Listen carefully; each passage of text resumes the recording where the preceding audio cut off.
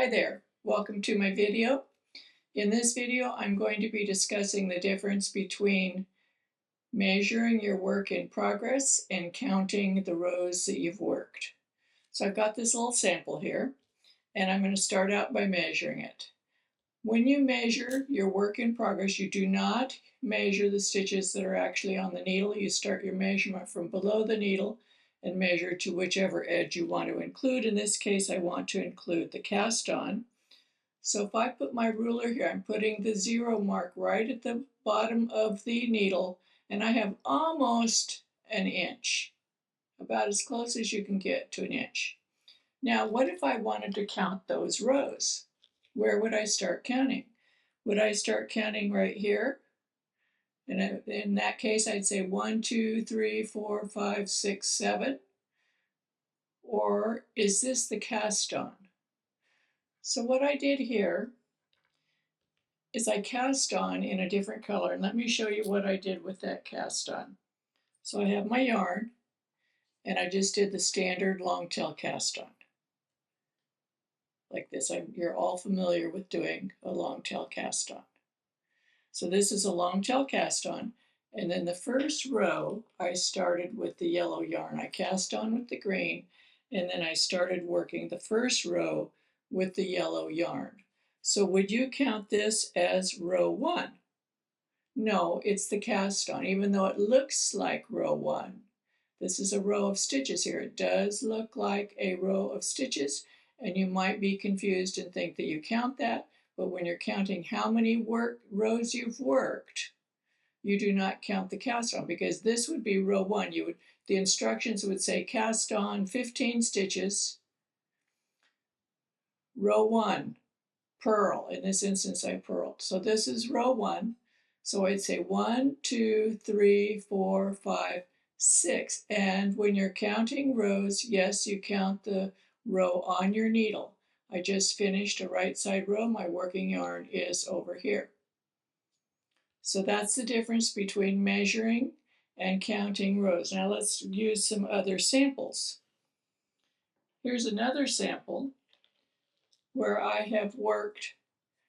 This row is a decrease row. You can see the green stitches. I knit 1, knit, knit. Here I knitted 2 together. You can see the 2 stitches work together in the row below, but this is the actual knit 2 together here. And I want to demonstrate that for you so you can truly understand this. So I'm just going to work a row with the green yarn, and I'm going to work a knit 2 together in the 4th stitch. Here's a knit 2 together.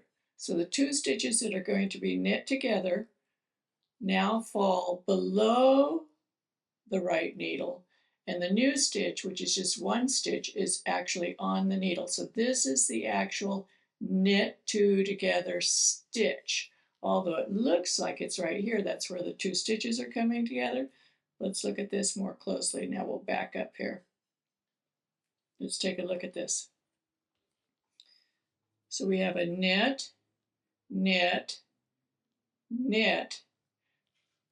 Actually, I made an SSK here, but you can still see the 2 stitches combined together into 1. So this is the actual SSK stitch. And if we were measuring our work above that row, let's say your directions say work blah, blah, blah, make a decrease row, and then work for a certain number of inches, you would measure from above that row to below your needle. So I've worked almost an inch. Now, how would we count the rows? We would say, okay, this was the decrease row. It's easy to see because I did it in a different color. In your work, it won't be a different color.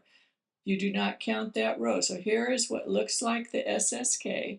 This is the row it was worked in.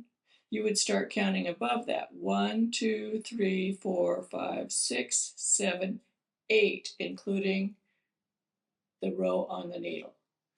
So when you're just measuring work, you measure from below the needle to the cast on, or whatever design element you need to measure to, so you do not include the stitches on the needle.